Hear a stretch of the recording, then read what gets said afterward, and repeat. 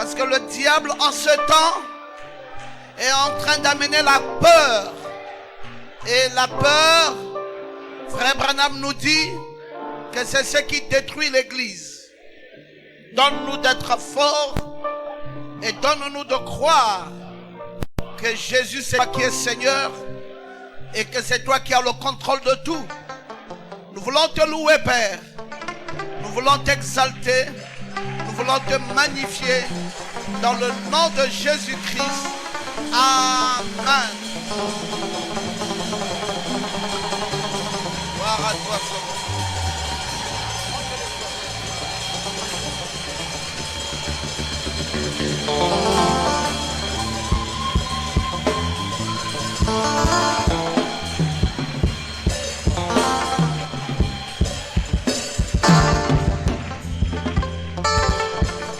Que le Seigneur vous bénisse tous. Je savais une chose. Que quoi qu'il en soit, vous viendrez à l'église. Ça, je le savais. Je peux douter de tout, sauf de votre foi. Est-ce que vous savez que c'est le moment des tests? Oh non, quand la pression écuménique viendra, je donnerai ma vie. Bon, là, il n'y a pas encore la pression écuménique. Il y a la pression chimique, la pression bactériologique, la pression des virus. Tu fuis déjà. Mais quand tu verras les Karachikov et les arts, tu feras comment? Mes frères, Paul a dit, la vie m'est un gain. Il a dit, oh tombeau, où est ta victoire? Mort. Non, écoutez frère, tel que nous sommes ici, nous sommes déjà des morts depuis longtemps. Des morts. Je n'ai pas mes téléphones là. Je voulais vous lire une citation de Frère Branham. C'est dommage, j'ai oublié mes téléphones. C'est pas dans mon sac. Frère Branham a dit qu'il va venir des bactéries. Vous avez, certains de vous ont déjà lu ça. Il y en a même qui peuvent l'avoir dans leur téléphone. Il y aura des bactéries qui... Parce qu'on a balancé ça partout dans le net. Il y aura des virus, il y aura des bactéries, il y aura toutes ces choses qui viendront. Mais il dit, vous, les enfants de Dieu, vous qui avez le baptême du Saint-Esprit, vous êtes protégés.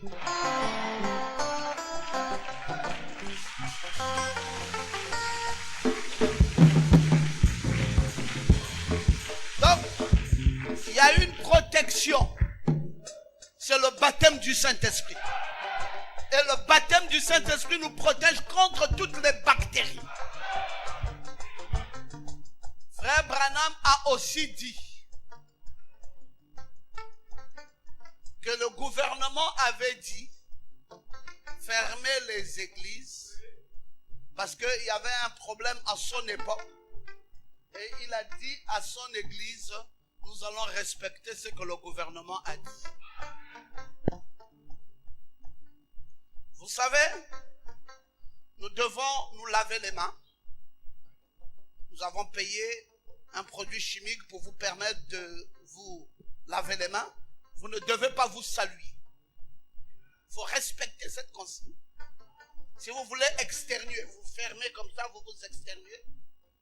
N'externuez pas devant la face de votre frère. Et gardez toutes ces dispositions sécuritaires. Moi, je ne crois même pas que ça soit contre nous. Je crois même que c'est un bien pour nous. Si quelqu'un te dit protège-toi, est-ce qu'il te fait du mal? Si le gouvernement nous demande de nous protéger, le gouvernement ne nous fait pas de mal. Au contraire, nous devons appliquer ça. Nous devons nous laver les mains, nous devons porter les masques. Pour ceux qui l'ont porté, c'est normal. Porter les masques ici ne veut pas dire fuir la mort. Non, frère, si tu prends aussi ça dans ce sens, tu deviens un fanatique religieux. Parce que les fanatiques religieux ne sont pas équilibrés. Il faut monter aussi au 10e étage, parce que l'Écriture avait dit que les anges vous porteront. Monte au 10e étage, tombe, et puis les anges vont te porter. Si les anges te portent, alors je saurai que vraiment, toi tu es spécial. Frère, il est écrit qu'ils tomberont, mais les anges prendront soin et les porteront. Mais ce n'est pas pour autant que nous montons au 10e étage pour nous jeter afin que les anges nous récupèrent. Ça, c'est du fanatisme religieux. Ne soyez pas fanatiques religieux. Nous avons le devoir de respecter les autorités. Nous avons le devoir d'écouter ce qu'ils nous disent. Et ils travaillent pour notre bien. Mais en dépit de tout ça, nous nous protégeons. Nous faisons tout ce qu'ils nous demandent de faire. Nous ne nous embrassons pas, nous ne nous saluons pas, nous lavons les mains. Mais en dépit de tout ça, nous savons que celui qui nous garde, c'est le Seigneur Jésus-Christ.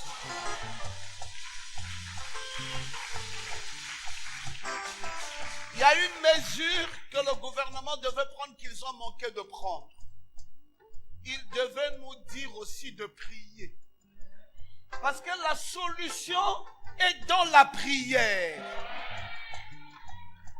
Oui, ils peuvent nous défendre de nous réunir des grands rassemblements, mais une chose est aussi plus qu'importante, c'est la prière.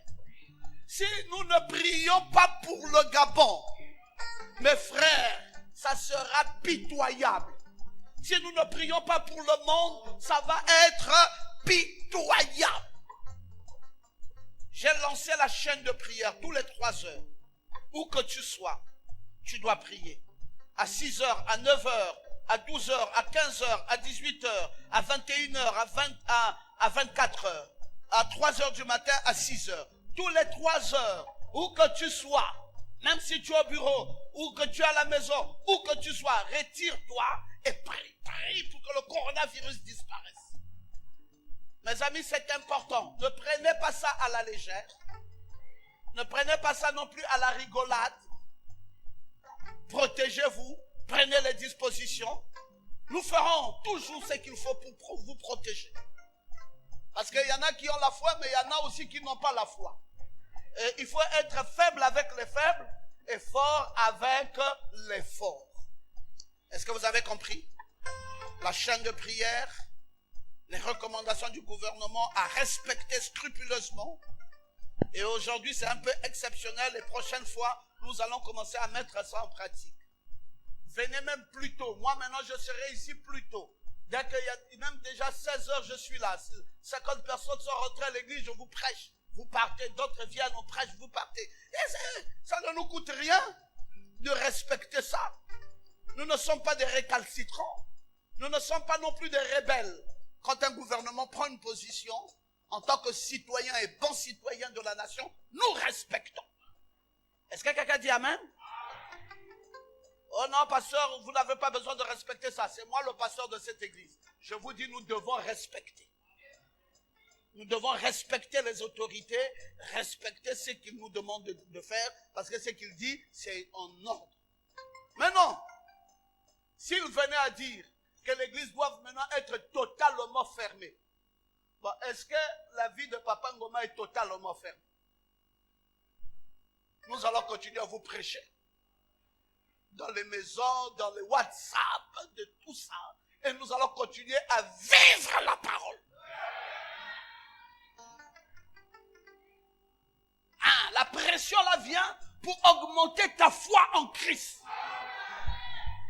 Si tu blaguais un peu, deviens maintenant un vrai chrétien. Et fais l'expérience de tes prières, parce que la prière chasse les démons. Et le coronavirus est un démon. Dans le nom de Jésus, il est vaincu. Levez vos mains, nous allons prier.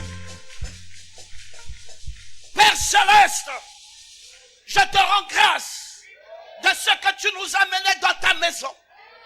Nous savons que la terre tout entière et dans la frayeur, et dans la peur, et dans la crainte, et dans la psychose, dans l'angoisse. Mais nous voulons prendre autorité sur ce démon appelé le coronavirus. Et nous renvoyons ce démon dans les lieux arides, dans le nom de Jésus-Christ. Puisse ce démon quitter le Gabon. Et que le pays du Gabon soit totalement purifié par le sang du Fils de Dieu, dans le nom de Jésus-Christ. Garde-nous, Seigneur. Protège-nous sous ton sang. Protège les nations du monde sous ton sang. Enlève ce coronavirus de tous les pays du monde.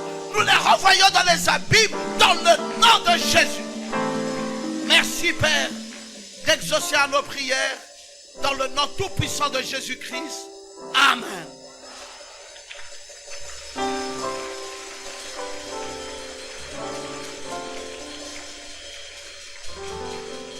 Le culte ne va durer que 30 minutes. Il est 10h30. 30 minutes, c'est fini. Vous rentrez à la maison. Mettons-nous debout. Pendant que nous sommes debout, lisons Hébreux chapitre 11, verset 31.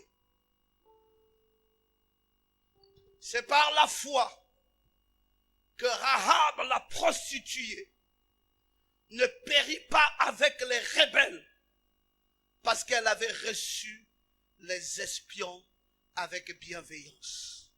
Amen. Que Dieu bénisse la lecture de sa parole. Veuillez vous asseoir. Je vais prêcher ce soir sur la cachette de Dieu. La cachette de Dieu. Mes amis, si vous ne savez pas une chose, c'est que chaque fois qu'il y a un fléau, chaque fois qu'il y a un mal qui doit s'abattre dans le monde entier, Dieu déploie toujours une cachette pour ses enfants. Non, lève bien ta main droite, dis Amen. Chaque fois qu'il y a, vous entendez, il y a un fléau, il y a un mal, bientôt le monde va mourir, bientôt il y aura des choses mauvaises. Dieu, le Créateur, déploie toujours une cachette pour ses enfants. Est-ce que tu peux dire Amen? Et la cachette que Dieu a déployée pour Rahab, c'était le fil rouge cramoisi. Il y avait une menace, une forte menace. La menace était partout, dans tout Jéricho. On a dit que tout le monde va mourir parce qu'il y aura l'ange de la mort qui va planer. Et quand l'ange de la mort plane, c'est comme le coronavirus. C'est un ange de la mort qui va planer et qui va tuer tout le monde. Tout le monde était embêté. Et Dieu a envoyé ses serviteurs dire à une église. Alors dites un peu Amen. Il a envoyé ses serviteurs dire à une église. Frère Branham nous dit que quand on parle d'une femme dans la Bible, ça veut dire l'église. Et les espions là, c'était les messagers de Dieu, les envoyés de Dieu. Il a dit, allez-y parler à cette église. Dites à cette église que quand l'ange de la mort va passer et va détruire tout Jéricho, elle et sa famille seront épargnés. Ah, quel est le médicament que Dieu va donner à cette femme pour la mettre à l'abri du coronavirus de son temps? L'ange de la mort destructeur. Cette femme devait être mise à l'abri de quelle manière? Quel était le secret pour qu'elle soit protégée pendant ce temps? Dieu lui a dit qu'elle applique le fil rouge cramoisi. Mes amis, le fil rouge cramoisi était la protection de cette femme face au coronavirus de son temps. Dieu n'a pas changé sa manière de faire. Le prophète Branham nous parle du sang de Jésus. Il dit dans le message, l'état présent de mon ministère, je lui ai dit, viens ici Tony, regarde là-bas, tu vois ces empreintes de pieds nus avec du sang dedans. Je dis, c'est ce que j'ai suivi tout au long. Tiens-t'en à cela. Frère Branham dit à Tony, toi, tu as vu ces empreintes de sang? Il dit, tiens-t'en à cela. C'est la seule chose que je sache indiquer aux gens. Non pas un credo, ou une sensation quelconque, mais ces empreintes de pas sanglantes qui conduisent à la Bible, le sang de Jésus-Christ. Est-ce que vous pouvez dire amen? La seule chose qu'on puisse vous donner pour vous protéger, c'est le sang de Jésus-Christ. J'aimerais que toutes ces caméras-là soient braquées plutôt vers moi maintenant. Ça ne sert à rien de braquer ces caméras vers là-bas. Braquez ça vers moi. Si vous braquez ça là-bas, ça veut dire que vous n'allez plus le publier. Qu'est-ce qui est important? C'est le sang de Jésus-Christ. J'espère, dit le prophète, qu'il couronnera mon ministère avec ceci. Qu'il me laisse prendre les vêtements de la parole pour vêtir l'épouse. L'épouse doit être vêtue du vêtement de la parole. J'espère qu'il me couronnera. Et je pourrais dire en ce jour-là, maintenant là, voici l'agneau de Dieu qui ôte le péché du monde. La protection contre un fléau, c'est le sang du Fils de Dieu. Et le sang du Fils de Dieu, c'est le message de l'heure. Est-ce que quelqu'un peut-il dire amen? Tenez-vous à la parole. Accrochez-vous à la parole. Soyez tellement fidèles à la parole. Peu importe ce qui va vous arriver ou ce qui peut vous arriver, maintenez-vous dans la parole. C'est le seul endroit où nous pouvons être en sécurité, dans la parole de Dieu. C'est le sang du Fils de Dieu qui est la chose la plus importante pour nos jours. Lorsqu'un homme a un cauchemar, il n'est pas tout à fait endormi. Il n'est pas non plus éveillé. Il entre dans le sommeil, l'état de veille. Et qu'on lui donne ces tremblements, ces cris horribles, parce qu'il n'est ni endormi ni éveillé. Cet exemple montre où un homme va lorsqu'il meurt inconverti. Il a vécu son temps, il meurt sur la terre, et il ne peut aller dans la présence de Dieu parce qu'il n'est pas apte à y aller sans le sang. Même pour entrer dans la présence de Dieu, il vous faut le sang. Branham dit que s'il n'a pas le sang, il sera coincé. Il ne peut pas aller quelque part. Il ne peut pas retourner sur la terre. Il est coincé entre la terre et là où il devrait aller parce qu'il n'a pas le sang. Et le prophète dit, il est dans un cauchemar. Il ne peut aller nulle part parce qu'il n'a pas le sang. Le sacrifice sanglant. Que quelqu'un ne t'amène pas l'incrédulité. Que quelqu'un ne t'amène pas d'avoir peur. C'est le plus grand fléau qui n'ait jamais existé. La peur. N'ayez pas peur. Parce que toutes les nations de la terre vont trembler. Mais toi, tu ne dois pas trembler. Toi, tu dois garder le sang-froid. Toi, tu dois dire Jésus est capable. Jésus est capable d'éradiquer ce fléau. Jésus, c'est notre champion. Jésus, c'est l'homme le plus fort. Jésus est capable de lutter pour ses enfants. Il a dit dans sa parole, si vous les hommes, vous savez donner ce qui est bien à vos enfants, à combien plus forte raison, moi Dieu? Vous protégez vos enfants. Les nations protègent ses enfants. Les gouvernements protègent leurs enfants. À combien plus forte raison le Seigneur Jésus-Christ? Jésus nous protégera plus que quiconque. Est-ce que tu peux dire amen?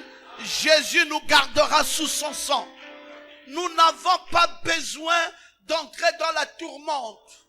Nous n'avons pas besoin d'entrer dans la panique. Nous avons besoin d'être sereins. Nous avons besoin de savoir que notre Dieu est vivant. Vous savez ce qui s'est passé quand il y avait la famine partout dans le monde entier et que Joseph s'est retrouvé là-bas en Égypte. C'était terrible. Mes amis, on ne savait plus quoi faire. Le monde était sous la panique. Et les enfants d'Israël sont arrivés en Égypte. Ils ont dit à Joseph, Joseph, où est la solution? Joseph a dit, calmez-vous, je vais voir le Pharaon et nous allons trouver le meilleur endroit pour vous. Vous n'allez pas vivre avec les Égyptiens en Égypte. Nous allons créer dans toute l'Égypte un endroit particulier. Oh, j'aime quand tu peux dire Amen.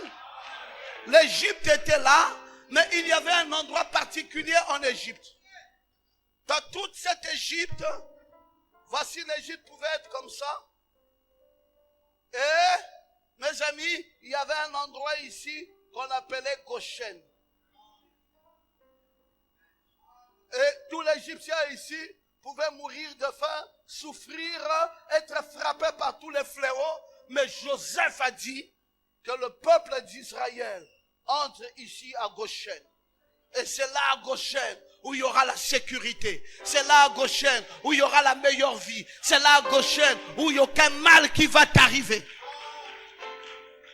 Pendant que le monde est dans l'angoisse, toi tu vas te cacher où? Cache-toi sous le sang du Fils de Dieu. Cache-toi dans le message de l'heure. Cache-toi dans le nom de Jésus. Sois protégé par le nom de Jésus. Partout quand tu pars, prie toute la journée. Cite le nom de Jésus. Même quand les atmosphères seront polluées, toi tu seras protégé. Le nom de Jésus. Voici notre Goshen. Voici notre lieu de sécurité. Nous avons Goshen, nous avons le fil rouge cramoisi sur le toit d'une maison. Le toit d'une maison. Nous avons le fil rouge cramoisi qui est installé sur le toit d'une maison. Nous avons Goshen et le reste c'est l'Égypte. Mes amis, nous avons beaucoup de choses que Dieu nous a montrées dans sa parole pour nous rassurer que quand des moments comme ceci arrivera, alors que nous puissions nous souvenir. Nathanaël, pas de peur. Souvenez-vous que nous avons Goshen. Souvenez-vous que nous avons le fil rouge cramoisi. Et souvenez-vous que nous avons une arche.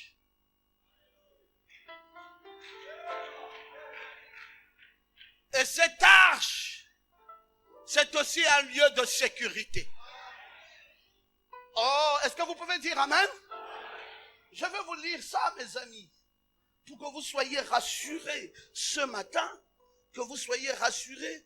Et avant que je ne termine, je vais vous dire pourquoi toutes ces choses-là arrivent.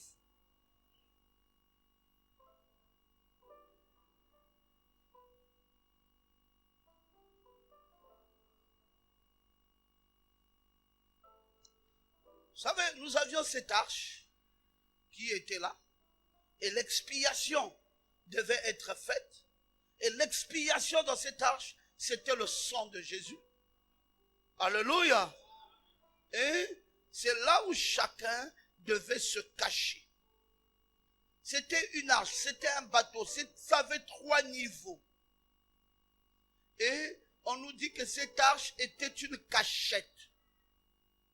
Frère Branham dit, c'est quoi la signification de l'arche? Il dit, maintenant le mot arche signifie une petite boîte, un lieu de refuge, une cachette. Il est parlé de 3 arches dans l'Ancien Testament.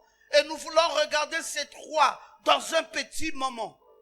Il dit, toutes ces 3 arches typifient une grande arche qui est Christ pour l'Église aujourd'hui. L'arche, c'est quoi? C'est une cachette. C'est une boîte. C'est une sécurité. Et cette arche est là. Dieu nous a placés dans cette arche. Et dans cette arche, il y a l'expiation. Il y a le sang de Jésus. Il y a le bois de Gophé. Je vous ai déjà enseigné sur ces choses. Ce bateau à 3 dimensions, qui avait une coudée de longueur de 50 cm, et plutôt de 300 coudées de 150 mètres, et une largeur de 50 coudées de 25 mètres, et une hauteur de 30 coudées de 15 mètres. Et ça avait 3 niveaux. Un étage inférieur pour les animaux, le deuxième étage pour les oiseaux et le troisième étage pour Noé et ses fils. Et tous étaient cachés à l'intérieur. Frère Branham nous dit et nous donne la signification de cette arche. Il dit c'est une arche qui vous protège. C'est une arche qui vous met sous le sang. C'est une arche qui vous met à l'abri des attaques du diable. C'est une arche qui fait que vous n'avez pas besoin d'être ébranlé. Devant le coronavirus, nous avons cette arche qui est la cachette pour les enfants de Dieu. Devant le coronavirus, nous avons le fil rouge cramoisi. Devant le coronavirus, nous avons Goshen. Et partout ici, c'est le sang de Jésus qui doit prévaloir. Et partout ici, c'est le message de l'heure qui doit prévaloir. Partout ici, c'est la sécurité. Non pas pour tout le monde, mais pour un petit nombre de gens. Ceux qui ont été qualifiés à être appelés l'épouse de Jésus-Christ. Vous êtes protégés, les amis. N'ayez pas peur. Vous n'êtes pas dans un cauchemar. Vous n'êtes pas comme ceux du monde qui ne savent pas où ils vont aller se cacher. Vous, vous savez là où se trouve la cachette. Amen. Est-ce que vous êtes rassurés?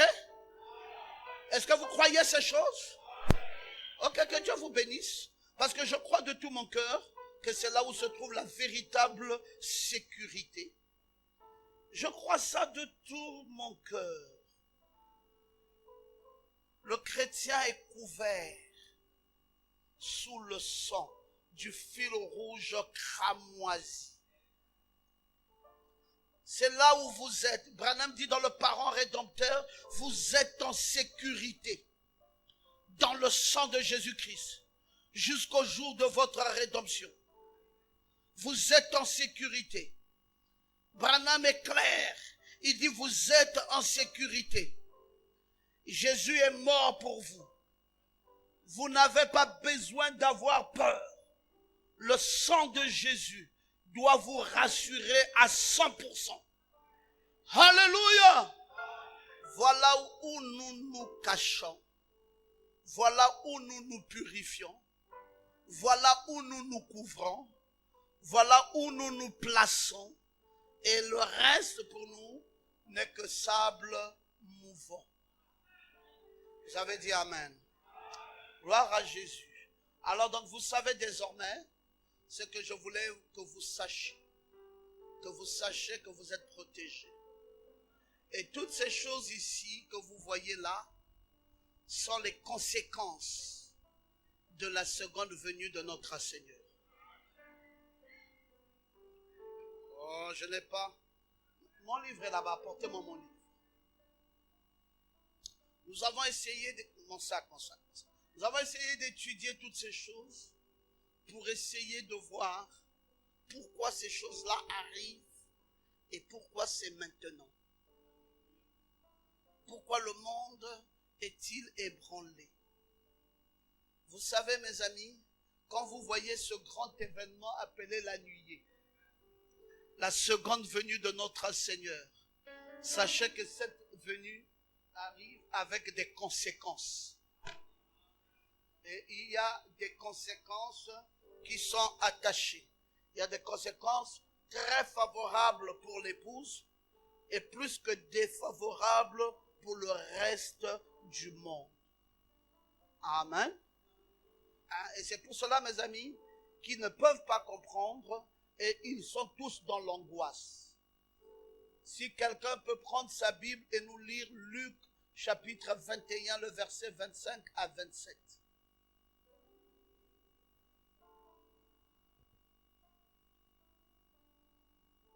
Je vais lire pour vous. Il y aura des signes dans le soleil, dans la lune et dans les étoiles. Il y aura des signes sur la terre. Il y aura de l'angoisse chez les nations qui ne sauront que faire. Il y aura quoi? De l'angoisse chez les nations qui ne sauront que faire. Au bruit de la mer et des flots, les hommes rendant l'âme de terreur dans l'attente de ce qui surviendra sur la terre, car les puissances des cieux seront ébranlées. Alors, on verra le Fils de l'homme venant sur une nuée avec une puissance et une grande gloire. Quand le Fils de l'homme vient sur la nuée avec la puissance et la grande gloire, à côté de ça, vous avez la terre qui est ébranlée et vous avez une grande angoisse chez les nations qui ne savent plus quoi faire. Ce sont les conséquences. Christ vient dans la nuée, mais aux côtés de ça, les nations sont ébranlées par des angoisses terribles, une terreur et les gens meurent et ils ne savent plus quoi faire. Et c'est cela. Mais toi, tu es gardé là. Voici encore une autre cachette, plus rassurante et plus vraie, dans laquelle Dieu t'a pris et il t'a placé, dans les lieux célestes en Jésus-Christ. Pourquoi être effrayé? Soyez plutôt rassurés. Parce que cette venue du Seigneur apporte une vraie espérance pour les croyants. Est-ce que vous pouvez dire Amen? Je vais lire pour vous 1 Pierre au chapitre 1 et je lirai pour vous le verset 7. Toujours dans les conséquences. Afin que l'épreuve de votre foi, plus précieuse que l'or périssable, qui cependant est éprouvé par le feu, ait pour résultat la louange, la gloire et l'honneur lorsque Jésus-Christ apparaîtra. Quand ce Jésus est là, votre épreuve a pour résultat la gloire, la louange et l'honneur. Sachez cela très bien. Vous ne pouvez pas avoir peur d'être éprouvé. Mais votre épreuve à vous n'est pas comme l'épreuve de tout le monde. Votre épreuve est soldée par la louange, par la gloire et par l'honneur. Parce que votre Jésus est là. Amen. Et si nous allons plus loin de Thessaloniciens, au chapitre 1, verset 4, verset 7, nous allons comprendre qu'il est de la justice de Dieu de rendre l'affliction à ceux qui vous affligent. Pendant ce moment-ci, il y aura aussi un retour à l'envoyeur. Ça veut dire que Dieu va punir énormément ceux qui vous font du mal. Et il va vous couvrir sous le sang de sa haute protection. Béni soit le nom du Seigneur. Et dans 1 Jean 3, verset 2, magnifique. Lorsqu'il paraîtra, nous serons semblables à lui parce que nous le verrons tel qu'il est. C'est maintenant le temps où jamais nous devons être rassurés. Rassurés d'un Dieu qui prend soin de nous. Rassurés d'un Dieu qui nous couvre sous son sang. Rassurés d'un Dieu qui va nous mettre sous sa haute protection. Rassurés d'un Dieu qui ne nous laissera jamais abandonner à nous-mêmes. Nous pourrons lire cela à plusieurs endroits pour vous montrer que ce qui arrive sur la planète Terre n'est pas une chose étrange, c'est des choses que nous savions, dont Dieu avait déjà dit dans sa parole que cela arrivera. Mais aux côtés de cela, il a aussi dit comment il traiterait son peuple, comment il protégerait ses enfants et comment il veillerait sur chacun d'entre nous. Donc, rassurons-nous que le Seigneur est plus que vainqueur. N'ayez pas peur, ne soyez pas angoissés, ayez une assurance bénie dans votre cœur que tout ce qui arrive, Jésus est au contrôle et ce n'est plus le moment de manquer l'église. Peu importe ce qui vous est dit, sachez que l'arche est le seul lieu de la protection de Dieu. Couvrez-vous sous le sang, soyez dans la maison de Dieu et respectons simplement les principes selon que le gouvernement nous l'a donné. Que le Seigneur vous bénisse. J'ai dit 30 minutes, c'est très bien. Maintenant, nous allons demander aux huissiers de passer.